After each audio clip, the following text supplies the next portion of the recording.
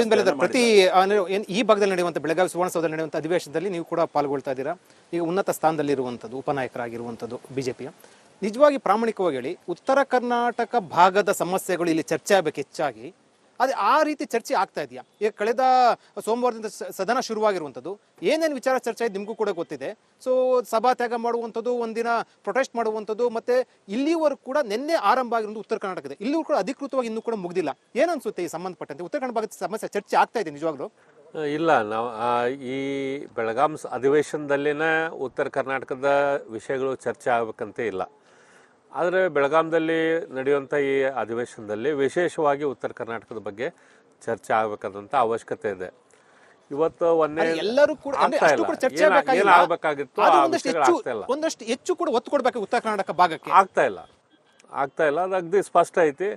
ಏನು ಈ ಒತ್ತಾಯ ಇಲ್ಲೇನು ನಮ್ಮ ಉತ್ತರ ಕರ್ನಾಟಕದ ಈ ಬೆಳಗಾಂ ಅಧಿವೇಶನದಲ್ಲಿ ಏನು ಚರ್ಚೆ ಆಗಬೇಕಿತ್ತು ಚರ್ಚೆ ಆಗ್ತಾ ಇಲ್ಲ. ಆಮೇಲೆ ಕೇವಲ ಚರ್ಚೆ ಅಲ್ಲ, ಹಿಂದೂ ಕೂಡ ಚರ್ಚೆ ಆಗಿದ್ದಾವೆ.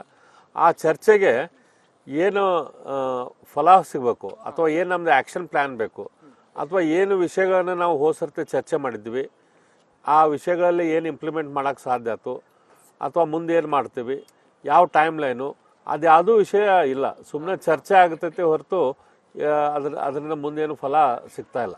ಎಸ್ ಸುರೇಶ್ ಬಾಬು ಅವರೇ, ಅವ್ರು ಮುಖ್ಯಮಂತ್ರಿ ಆದ್ರು ಇವ್ರು ಮುಖ್ಯಮಂತ್ರಿ ಆದ್ರು ಅನ್ನೋದ್ರಲ್ಲೇ ಇರೋದು ಬಿಟ್ರೆ JDS ನವ್ರು ಏನ್ ಮಾಡಿದ್ದಾರೆ ಉತ್ತರಕ್ಕೆ? ಈಗ ಮೊದಲನೇದಾಗಿ ಸನ್ಮಾನ್ಯ ದೇವೇಗೌಡರನ್ನ ನಾವು ನೆನೆಸ್ಬೇಕಾಗತ್ತೆ. ಇವತ್ತು ನಮ್ಮ ಶಿವಲಿಂಗೇಗೌಡರು ಹೇಳಿದ ರೀತಿಯಲ್ಲಿ ಕೃಷ್ಣೆಗೆ ಹೆಚ್ಚಿನ ಒತ್ತು ಕೊಟ್ಟು ಇಲ್ಲಿ ಎಲ್ಲಾ ರೈತರಿಗೂ ಕೂಡ ಕೃಷಿಗೆ ಆಧಾರವಾಗಿ ಎಲ್ಲರ ರೈತರಿಗೆ ನೀರು ಸಿಗಬೇಕು ಅಂತಕ್ಕಂಥದ್ದು ಏನಾದ್ರೂ ಕೂಡ ಕನ್ಸರ್ನ್ ಇಟ್ಕೊಂಡು ಇಲ್ಲಿ ಜನಗಳಿಗೆ ಇವತ್ತು ನೀರು ಸಿಗ್ತಾ ಇದೆ ಅಂದ್ರೆ ಅದು ದೇವೇಗೌಡರ ಕಾರಣ ಅಂತ ಇಲ್ಲಿ ಭಾಗದ ಜನಗಳು ಹೇಳ್ತಕ್ಕಂಥದ್ದು ನಾವೆಲ್ಲ ಕಾಣ್ತೇವೆ. ಈಗ ಮಾದಾಯಿ ಹೋರಾಟ ಹಲವಾರು ದಿನ ನಡೀತು, ಎಲ್ಲ ಸ್ವಾಮೀಜಿಗಳು ಎಲ್ಲರೂ ಕೂಡ, ಆದ್ರೂ ಕೂಡ ಅದು ಸರಿಯಾದ ರೀತಿಯಲ್ಲಿ ಇವತ್ತು ಆ ಯೋಜನೆಯನ್ನ ಅನುಷ್ಠಾನಕ್ಕೆ ತರಲಿಕ್ಕೆ ಇನ್ನೂ ಕೂಡ ಸಮಸ್ಯೆಗಳು ಎದುರಾಗಿರ್ತಕ್ಕಂಥದ್ದು. ಅದರಿಂದ ಅದ್ರ ಜೊತೆನಲ್ಲಿ ಒಂದೇ ಒಂದು 2007-8ನೇ ಇಸ್ವಿನಲ್ಲಿ ಸನ್ಮಾನ್ಯ ಕುಮಾರಸ್ವಾಮಿ ಅವರು ಏನು ಮುಖ್ಯಮಂತ್ರಿಗಳಾದ್ರು ಆ ಸಂದರ್ಭದಲ್ಲಿ ಈ ಭಾಗ ಯಾವತ್ತಾದ್ರೂ ಕೂಡ ನಮ್ಮ ರಾಜ್ಯದಿಂದ ಕೈ ತಪ್ಪು ಹೋಗ್ಬೋದೇನೋ, ಅದು ಆಗ್ಬಾರ್ದು, ಇದು ಕನ್ನಡಿಗರದು, ನಮ್ಮ ಬೆಳಗಾವಿ ಕಿತ್ತೂರು ನಾಡು ನಮ್ಮ ನಾಡು ಅಂತಕ್ಕಂಥ ದೃಷ್ಟಿಯಿಂದ ಇಲ್ಲಿ ಸುವರ್ಣಸೌಧ ನಿರ್ಮಾಣ ಮಾಡಬೇಕು ಅಂತ ತೀರ್ಮಾನ ತಗೊಂಡವರು ಸನ್ಮಾನ್ಯ ಮುಖ್ಯಮಂತ್ರಿಗಳಾದಂಥ ಸನ್ಮಾನ್ಯ ಕುಮಾರಸ್ವಾಮಿ ಅವರು. ಅದನ್ನ ನಾವೆಲ್ಲ ಸ್ಮರಿಸ್ಕೋಬೇಕು. ಇವತ್ತು ನಾವೇನಾದ್ರೂ ಕೂಡ ಇಷ್ಟು ಹೋರಾಟ, ನಮ್ಮ ನಾಡು, ನಮ್ಮ ಜಲ, ನೆಲ ಎಲ್ಲ ಉಳಿಸ್ಕೋಬೇಕು ಅಂತಕ್ಕಂಥ ಕಿಂಚಿತ್ ಅದ್ರ ಚಿಂತೆ ಇಟ್ಕೊಂಡು ಇವತ್ತು ಇಲ್ಲಿ ಸುವರ್ಣಸೌಧ ನಡೆಸ್ತಾ ಇರ್ತಾರೆ, ನಿರ್ಮಾಣ ಮಾಡ್ತಕ್ಕಂಥದ್ದು. ಅದನ್ನ ಇವತ್ತು ನಾವೆಲ್ಲರೂ ಕೂಡ ಯಾವುದೇ ಸರ್ಕಾರ ಬರಲಿ, ಸರ್ಕಾರ ಬಂದಾಗ ಚಳಿಗಾಲದ ಅಧಿವೇಶನ ಇಲ್ಲಿ ಮಾಡಿ ಇಲ್ಲಿ ಭಾಗದ ಎಲ್ಲ ಸಮಸ್ಯೆ, ಜ್ವಲಂತ ಸಮಸ್ಯೆಗಳನ್ನ ಇವತ್ತು ಬೆಳಕಿಗೆ ತಂದು ಅವೆಲ್ಲಕ್ಕೂ ಪರಿಹಾರ ಕಂಡಿಡ್ಕೊಳ್ಳೋದಕ್ಕೆ ಇವತ್ತು ಯಾರು ಆಡಳಿತ ಪಕ್ಷದಲ್ಲಿರ್ತಾರೆ ಅವ್ರು ಮಾಡಿದಂತ ಲೋಪದೋಷಗಳನ್ನ ಎತ್ತಿಡಿದು ನಾವು ವಿರೋಧ ಪಕ್ಷದವರು ಅದನ್ನು ಸರಿಪಡಿಸ್ತಕ್ಕಂಥ ಕೆಲಸಕ್ಕೆ ನಾವು ಮುಂದಾಗ್ತಾ ಇದ್ದೀವಿ. ಅವರೊಂದು ಮಾತನ್ನ ಹೇಳಿದ್ರು, ಅಂದ್ರೆ ಸಮಸ್ಯೆ, ಜ್ವಲಂತ ಸಮಸ್ಯೆ ಚರ್ಚೆ ಆಗ್ಬೇಕಾಗಿತ್ತು ಅಂತ. ನಿಜಕ್ಕೂ ಕೂಡ, ಯಾಕಂದ್ರೆ 25 ಕೋಟಿ ಖರ್ಚು ಮಾಡಿ ಈ ಸದನ ನಡೀತಾ ಇರುವಂತದ್ದು. ಪ್ರಾಮಾಣಿಕವಾಗಿ ಹೇಳಿ, ಸದನದಲ್ಲಿ ಕಳೆದ 5 ದಿನದಿಂದ ಏನ್ ಚರ್ಚೆ ಆಗ್ತಾ ಇದೆ? ವಕ್ಫ್ ಸಂಬಂಧಪಟ್ಟಂತೆ ರೈತರಿಗೆ ನೋಟಿಸ್ ಕೊಟ್ಟಿದ್ದ ವಿಚಾರ ಚರ್ಚೆ ಆಯಿತು. ಅದರ ಜೊತೆಗೆ ವಕ್ಫ್ ಸಂಬಂಧಪಟ್ಟಂತೆ ಅನ್ವರ್ ಮಾನಪಡಿ ವಿಚಾರ ಸಾಕಷ್ಟು ಕೂಡ ಗದ್ದಲ ಉಂಟಾಯಿತು. ನೀವೇನ್ ಹೇಳ್ತೀರಾ? ವಕ್ಫ್ ಅನ್ವರ್ ಮಾನಪಡಿ ವಿಜೇಂದ್ರ ಅವರಿಗೆ ಕೊಟ್ಟಿರುವಂತ ವಿಚಾರ ಇಡೀ ದಿನ ಚರ್ಚೆ ಆಯಿತು, ಬಾಯ್ಕಾಟ್ ಆಯಿತು. ಏನ್ ಹೇಳ್ತೀರಿ ಇದನ್ನೇ? ವಕ್ಫಿನ ವಿಚಾರ ಬಿಜೆಪಿ ಪಕ್ಷದವರು JDS ಪಕ್ಷದವರು ಜಂಟಿಯಾಗಿ ವಿಚಾರವನ್ನು ಸದನದಲ್ಲಿ ಪ್ರಸ್ತಾಪ ಮಾಡಿದರು. ನಾನು ಹೇಳ್ತಕ್ಕಂಥದ್ದು ಈ ವಕ್ಫ್ ಅಂತಕ್ಕಂಥ ವಿಚಾರ ಇವತ್ತಿಂದಲ್ಲ, ಬ್ರಿಟಿಷ್ನರ ಕಾಲದ್ದಿದು. ಬ್ರಿಟಿಷ್ನರ ಕಾಲದಿಂದಲೂ ಈ ಒಂದು ಸಮಸ್ಯೆ ಇದೆ. ಯಾರು ದಾನ ಕೊಡಬೇಕು, ದಾನ ಕೊಟ್ಟಿರ್ತಾರೆ, ಆ ಭೂಮಿ ಯಾರಿಗೆ ಸೇರಬೇಕು, ಇದು ಯಾರ್ಯಾರ ಜಮೀನು ಉತ್ಕೊಂಡಿದ್ದಾರೆ, ಅದರಲ್ಲಿ ಅನುಮಾನ ಇಲ್ಲ.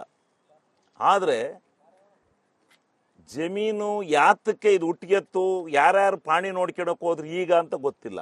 ಬಹಳ ವರ್ಷಗಳಿಂದ ಇದು ಪಾಣಿ ಆ ವಿಚಾರ ಚರ್ಚೆ ಆಗಬೇಕಾಗಿರುವಂತದ್ದು. ಆದ್ರೆ ನಿಜವಾಗ್ಲೂ ಕೂಡ ಮುಂದೆ ಬರ್ತೀನಿ, ಮುಂದೆ ಅದಕ್ಕೇನೆ ಅದಕ್ಕೂ ಹೇಳ್ತೀನಿ. ಆದ್ರೆ ಆ ವಿಚಾರದಲ್ಲಿ ಇವರು ಒಂದು ವಿಚಾರ ಪ್ರಸ್ತಾಪಕ್ಕೆ ಬಂದ ತಕ್ಷಣ ಸನ್ಮಾನ್ಯ ಈ ರಾಜ್ಯದ ಮುಖ್ಯಮಂತ್ರಿಗಳು ಹೇಳಿದ್ರು, ಯಾವುದೇ ಒಬ್ಬ ರೈತನ ಬಹಳ ದಿವಸಗಳಿಂದ ಭೂಸ್ವಾಧೀನದಲ್ಲಿರ್ತಕ್ಕಂಥ ರೈತನನ್ನ ಒಕ್ಕಲೆಬ್ರಿಸತಕ್ಕಂಥ ರೈತನ ಅಲ್ಲಿಂದ ಖಾಲಿ ಮಾಡಿಸ್ತಕ್ಕಂಥ ಕೆಲಸವನ್ನು ಮಾಡೋದಿಲ್ಲ, ಇದು ಶತಸಿದ್ಧ ಅಂತಕ್ಕಂಥ ಸ್ಟೇಟ್ಮೆಂಟನ್ನು ಕೊಟ್ಟರು. ಆದರೆ ಪಾಣಿನಲ್ಲಿ ಹೆಸರು ಬಂದಿದೆ. ಇವತ್ತು ಅಮೃತ್ ಮಾಲ್ ಕಾವಲ್ ಅಂತ ನೋಡ್ತೀವಿ ನಮ್ಮ ಕಡೆ 3-4 ಸಾವಿರ ಜನ ಇದ್ದಾರೆ. ಅದರಲ್ಲಿ 1-1.5 ಸಾವಿರ ಜನ, ಒಂದು 500 ಜನ ಯಾರ್ಯಾರ್ದೋ ತೆಂಗಿನ ಗಿಡ ಫಸಲು ಬಿಡ್ತಾ ಇದ್ದಾವೆ, ಅವನಿ ಪಾಣಿ ಬರ್ತಾ ಇದೆ. ಇದಕ್ಕೇನು ಮಾಡಬೇಕು? ಕೃಷ್ಣ ಬೈರೇಗೌಡರು ಒಂದು ದೊಡ್ಡ ಸಾಧನೆ ಮಾಡಿದ್ದಾರೆ. ಇವತ್ತು 1 to 5 ಏನು ದುರಸ್ತಿ ಕಾರ್ಯನ ಆ ಫ್ಲಾಟ್ನಲ್ಲಿ ಹೋಗಿ ಆ ಬಾರ ಮೇಲೆ ಅಳೆದು ಯಾರು ಸ್ವಾಧೀನದಲ್ಲಿದ್ದಾನೆ ಅವನಿಗೇನೆ ಆ ಭೂಮಿಯನ್ನ ಹಕ್ಕು ಕೊಡಬೇಕು ಅಂತಕ್ಕಂಥ ಒಂದು ನಿರ್ಣಯವನ್ನು ತಂದಿದ್ದಾರೆ. ಅದೇ ರೀತಿ ವರ್ಫ್ ಆಸ್ತಿಯು ಕೂಡ ಯಾರ್ಯಾರ ಹೆಸರಿನಿಂದ ಹಿಂದಿನಿಂದ ಬಂದಿದೆ ಅವರಿಗೆ ಸೇರ್ತಕ್ಕದ್ದು ಅಂತಕ್ಕಂಥದ್ರಲ್ಲಿ ಎರಡನೇ ಮಾತಿಲ್ಲ. ಈಗ ಅದಾಗುತ್ತೆ. ಅನ್ವರ್ ಮಾನಪ್ಪಾಡಿ ವರದಿಯನ್ನು ಒಪ್ತೀರಿ ನೀವು? ಮಾನಪ್ಪಾಡಿ ಅವರು ಇಲ್ಲಿ ಮೊನ್ನೆ ನಾನು ಸದನದಲ್ಲಿದ್ದಾಗ ನಾನು ಆ ವಿಚಾರದ ಬಗ್ಗೆ ಪ್ರಸ್ತಾಪ ಮಾಡಿದ್ದೇನೆ. ಆದರೆ ಆ ಪಾಡಿಯವರು ಇವರು ಖರ್ಗೆ ಅವರು, ಪ್ರಿಯಾಂಕಾ ಖರ್ಗೆ ಅವರು ಮಾತನಾಡ್ತಕ್ಕಂಥ ಸಂದರ್ಭದಲ್ಲಿ ಪಾಡಿ ಅವರ ಇವರೇ ವಿಜೇಂದ್ರ ಅವರು ಅವರ ಮನೆಗೆ ಹೋಗಿ 150 ಕೋಟಿಯನ್ನು ಕೊಡ್ತೇವೆ, ನೀವು ಅದನ್ನು ಕೈ ಬಿಡಿ ಅಂತ ಹೇಳಿದ್ದಾರೆ ಅಂತಕ್ಕಂಥದ್ದು ವಿಡಿಯೋನಲ್ಲಿದೆ. ಮತ್ತು ಅಲ್ಲಲ್ಲ ಆ ಪತ್ರಿಕೆನಲ್ಲಿ ಬಂದಿದೆ ಅಂತಕ್ಕಂಥ ವಿಚಾರವನ್ನು ಒಂದ್ ನಿಮಿಷ ನಾನು ಹೇಳಾದ್ಮೇಲೆ ಪ್ರಸ್ತಾಪ ಮಾಡಿದ್ದಾರೆ. ಪ್ರಸ್ತಾಪ ಮಾಡಿದ ಮೇಲೆ ಅವರು ಕ್ಲಿಯರ್ ಕಟ್ ಆಗಿ ನನ್ನ ಹತ್ರ ಇರ್ತಕ್ಕಂಥ ದಾಖಲಾತಿಗಳನ್ನ ಅವರು ತೋರಿಸಿದ್ದಾರೆ. ಅದಾದ ನಂತರ ಪಾಡ್ಯ ಅವರು ಇಲ್ಲ ನಾನು ಹೇಳಿಲ್ಲ ಅಂತೇಳಿ ಮಾತಿ ಕದ್ದಿದ್ದಾರೆ. ಈಗ ಅವ್ರ ಮಾತಿ ಕದ್ದ ಮೇಲೆ ಈಗ ವಿಡಿಯೋ ಬಂದ ಮೇಲೆ ಈಗ ತನಿಖೆ ಮಾಡ್ತಿರೋ, ಪಾಡ್ಯನ ತಗೊಂಡೋಗಿ ಶಿಕ್ಷೆಗೆ ಗುರಿಪಡಿಸ್ತಿರೋ, ನೀನು ಯಾಕೆ ಹೇಳಿದೆ ಸುಳ್ಳು ಹೇಳಿದ್ರೆ, ವಿಜೇಂದ್ರ ಅವ್ರ ಮೇಲೆ ಸುಳ್ಳನ್ನೇ ಹೇಳಿದ್ರೆ ಅವ್ರ ಮೇಲೆ ಶಿಕ್ಷೆ ಆಗಲಿ, ನಮ್ಗೇನು ಅದರದ ಇದಿಲ್ಲ. ಅವ್ರೇನು ಹೇಳಿದ್ರು, ನಾನು ಸದನದಲ್ಲಿ ಬೆಳಗ್ಗೆ ಪ್ರಸ್ತಾಪ ಆದಾಗ ಖರ್ಗೆ ಅವ್ರು ಏನು ಹೇಳಿದ್ರು, ಈ ಸಾಕ್ಷ್ಯಾಧಾರದ ಮೂಲಕ ನಾನು ಹೇಳಿದ್ದೇನೆ, ಇದಕ್ಕೆ ನಾನು ಈಗಲೂ ಬದ್ಧನಾಗಿದ್ದೇನೆ ಅಂತಕ್ಕಂಥ ಮಾತನ್ನ ಖರ್ಗೆ ಅವರು ಹೇಳಿದ್ದಾರೆ. ಆದ್ರೆ ಅದು ಇಲ್ಲ ಅಂತ ಹೇಳಿ ಪಾಡ್ಯ ಅವರು ಅಲ್ಗಳ್ದಿರೋದ್ರಿಂದ ಪಾಡ್ಯ ಅವ್ರನ್ನೇ ಈಗ ಪ್ರಶ್ನೆ ಮಾಡ್ಬೇಕು. ನಮ್ಮ ಖರ್ಗೆ ಅವ್ರದ್ದಾಗ್ಲಿ ನಮ್ದಾಗ್ಲಿ ಯಾರದೇ ಆಪಾದನೆ ಮಾಡಿರ್ತಕ್ಕಂಥ ತಪ್ಪಿಲ್ಲ ಈ ವಿಚಾರದಲ್ಲಿ.